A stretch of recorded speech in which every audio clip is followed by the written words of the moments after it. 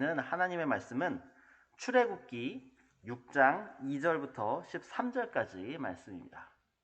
출애굽기 6장 2절부터 13절까지 말씀입니다.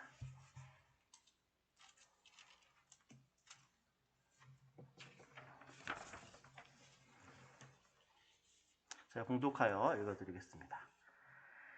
하나님이 모세에게 말씀하여 이르시되 나는 여호와이니라.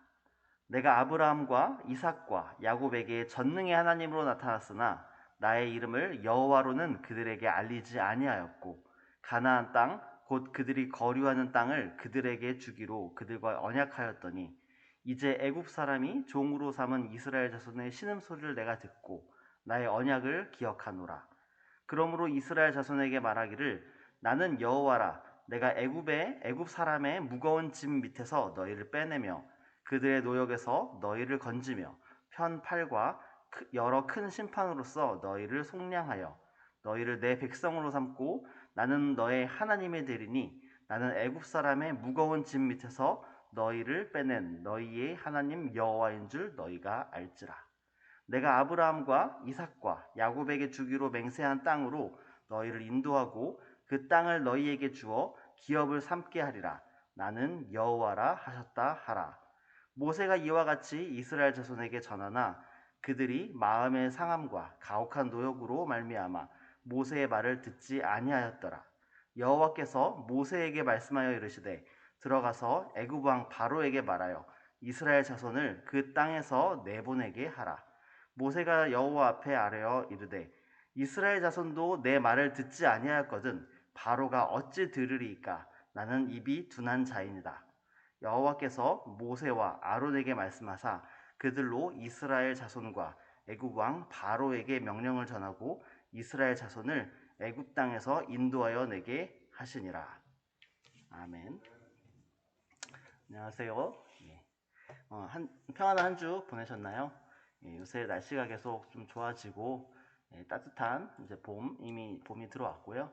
그런 상황인데 좋은 날씨 속에서 어디 계시든 하나님의 은혜를 체험하며 살아가시는 하루하루 되시기를 소망합니다. 오늘 우리가 읽은 하나님의 말씀은 출애굽기 6장 2절에서 13절까지 말씀인데요.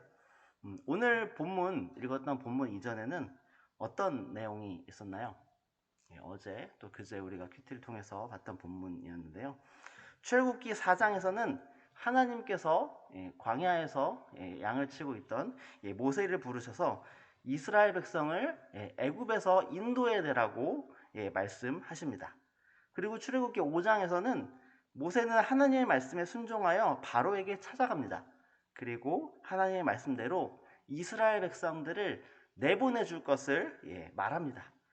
그러자 어떤 상황이 발생하나요? 바로는 모세의 말을 듣지 않습니다. 오히려 더 악랄하게 이스라엘 백성을 괴롭히도록 명령합니다. 벽돌을 만들 재료도 주지 않고 벽돌을 만들어 바치라고 고역을 시킵니다. 그러자 이스라엘 백성은 모세가 바로를 찾아간 이후에 오히려 더 힘들어지게 되니까 오히려 화가 나서 모세에게 불평을 하고 자신을 더 힘들게 만들었다라고 계속 투정거리는 것을 볼 수 있습니다. 그러자 모세는 이스라엘 백성의 불평에 너무나도 힘든 나머지 하나님께 하소연하는 모습이 바로 오늘 말씀 직전에 있는 내용입니다. 그리고 오늘 말씀은 그 모세의 하소연에 하나님께서 하시는 말씀에 대해서 담고 있습니다. 제가 잠깐 요약을 해드렸는데 모세는 현재 어떤 상황에 처해 있습니까?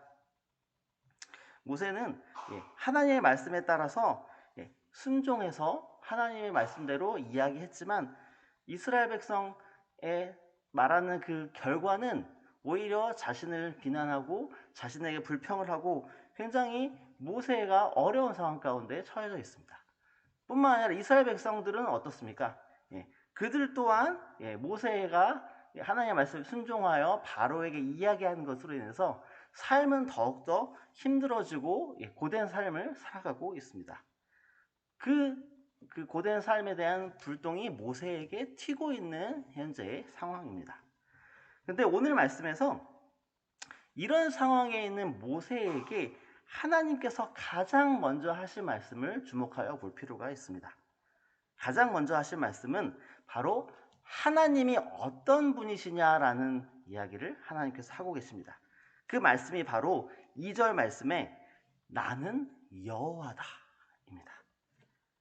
그리고 3절에서는 나 여호와에 대해서 설명하시면서 아브라함과 이삭과 야곱에게 나타난 전능한 하나님이 바로 지금 모세에게 나타난 그 하나님이라고 말씀하고 계십니다. 그러나 모세의 조상이자 믿음의 선조라고 불리는 아브라함과 이삭, 야곱조차 자기들의 경험으로 하나님을 불렀지만 그들에게 여호와의 이름을 정확히 하나님께서 알리지 않았다라고 3절에서는 말씀하고 있습니다. 오히려 하나님께서는 지금 모세에게 나타나셔서 하나님의 이름을 여호와라 분명히 알려주고 계신 것을 볼 수 있습니다. 그리고 더 나아가 이스라엘 백성의 신음소리를 듣고 그의 조상들에게 한 약속을 기억하며 그들에게 주기로 한 가나안 땅을 하나님께서 주기로 약속한 맹세했던 그 가나안 땅으로 그들을 인도할 것을 모세에게 말씀하고 하신 것입니다. 하나님께서 모세의 좌절과 절망 그리고 낭망 속에서 자신을 여호와라고 말씀하시는 것은 바로 그의 조상들과 약속을 하신 여호와 그리고 그 약속을 성취하시는 여호와가 지금 바로 모세의 앞에서 이야기하고 있는 그 여호와 자신임을 선포하고 계신 것입니다. 모세의 여호와 그리고 이스라엘 백성의 여호와 하나님이 바로 이 자리에 계신 여러분들의 여호와 하나님이십니다. 우리와 함께 하시며 예수 그리스도를 통해서 우리에게 모든 것을 쏟아내어 주신 바로 여호와 하나님이 우리의 여호와 하나님이십니다. 우리의 신음소리를 듣고 우리와 함께 하겠다고 약속하시고 또 그 약속을 성취하시는 여호와 하나님이 바로 우리의 여호와 하나님 되심을 고백하며 의지하며 살아가시는 여러분들 되시기를 소망합니다. 그리고 이어서 하나님께서는 여호와 하나님이 어떤 분이신지를 너무나도 명확하게 모세에게 말씀하고 계십니다. 9절에서는 모세는 그와 같이 하나님께서 말씀하시는 것 같이 이스라엘 백성에게 전하는 것을 볼 수 있습니다. 그러나 이스라엘 백성은 가혹한 노역과 그리고 마음의 상함으로 인해서 모세의 말을 귀담아 듣지 않았다고 오늘 말씀은 또 이야기하고 있습니다. 그들의 상한 마음으로 인해서 하나님이 어떤 분이신지에 대해서 아무것도 귀에 들어오지 않고 있는 것입니다.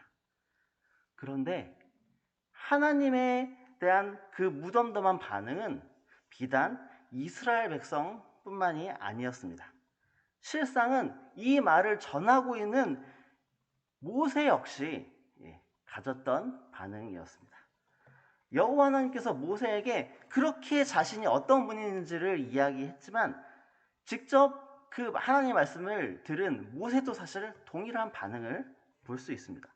11절과 12절에서 하나님께서는 모세에게 바로에게 가서 이스라엘 자손을 그 땅에서 다시 내보내라고 말하라고 말씀하시자 모세는 이내 어떻게 반응합니까? 이스라엘 자손도 내 말을 듣지 않는데 어떻게 바로가 내가 하는 말을 듣겠습니까? 이렇게 하나님께 말하는 것을 볼 수 있습니다. 모세는 사실 말하는 것에 약간의 컴플렉스가 있지 않았나 좀 생각해 볼 수 있습니다. 일전에 하나님께서 모세를 처음에 부르셨을 때에도 그리고 바로에게 보내기 위해서 하나님께서 부르셨을 때 자신을 뭐라고 설명합니까? 저는 입이 뻣뻣하고 혀가 둔한 사람이라고 모세가 이야기합니다. 오늘 말씀 12절에서도 모세는 하나님께 자신이 하는 말은 이스라엘 백성을 듣지도 않는다. 입이 둔한 자다. 자기 입으로 자기를 계속해서 이렇게 설명하는 것을 이야기합니다. 이렇게 말을 잘 못하는 사람이 이야기하는데 어떻게 이스라엘 백성과 바로를 어떻게 설득시키냐라는 말을 계속 하고 있는 겁니다.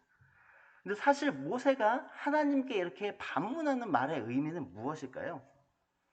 사실 모세는 자기가 하는 말의 의미를 알고 하는 것일까 하는 의문이 들기도 합니다. 무슨 의미냐면은 모세의 이 말은 하나님께서 모세를 선택하신 것이 실수였다라고 말하는 것이기 때문입니다. 그렇지 않습니다. 하나님의 선택에는 결코 실수가 없으십니다. 사실 조건과 상황을 따진다면은 할 수 있는 것은 사실 아무것도 없습니다. 이스라엘 백성은 종으로서 이 애굽 사람들에게 학대와 착취를 당하고 있는 힘이 없는 상황이었고요. 그리고 애굽은 너무나도 강해 보였습니다.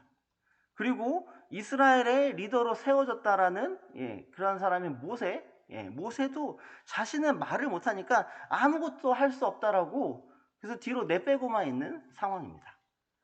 조건과 상황을 따지면은 어떤 일에 대해서 할 수 없는 이유를 100개를 대라고 하면 사실 다 될 수 있습니다. 충분히 우리가 할 수 없어 라고 이유를 댈 수 있습니다. 그러나 하나님의 일은 현재의 조건과 상황과 상관없습니다. 왜냐하면 하나님께서 말씀하신 것은 하나님께서 반드시 이루실 것이기 때문입니다. 모세와 이스라엘의 역할은 하나님께서 말씀하신 내용이 이루어지는 것을 바라만 보면 되는 것이었습니다. 왜 그런 말을 해서 우리를 힘들게 만드느냐? 저는 말을 잘 못해서 아무것도 할 수 없습니다. 이런 말을 하는 것이 아닙니다. 하나님의 말씀에 순종하며 그 길을 따라가면 되는 것이었습니다. 왜냐하면 그분은 바로 여호와 하나님이시기 때문입니다. 하나님은 부족하고 연약한 사람들을 세우십니다. 그리고 그 사람들에게 계속해서 용기를 주시고 그 용기를 가지고 하나님의 말씀에 순종하기를 원하십니다. 그것이 바로 하나님께서 우리에게 바라는 것입니다. 모세에게 나타난 여호와 하나님, 그분이 바로 우리의 하나님이십니다. 연약한 모세에게 찾아가 말씀하신 하나님께서 연약한 우리에게도 찾아오십니다. 그리고 우리에게 순종을 원하십니다. 왜냐하면 우리에게 처해 있는 어려운 상황 속에서도 우리를 꺼내주시고 그리고 하나님께서 원하시는 삶을 살도록 계획을 하셨고요. 그리고 그 계획대로 인도하시는 분이 바로 여호와 하나님이시기 때문입니다. 그런 하나님을 의지하고 또 순종하며 여호와의 말씀을 따라 살아가는 이 자리에 계신 우리 성도 여러분들, 또 가정에서 예배를 드리고 있는 우리 새순의 모든 성도 여러분들 되시기를 소망합니다. 기도하겠습니다.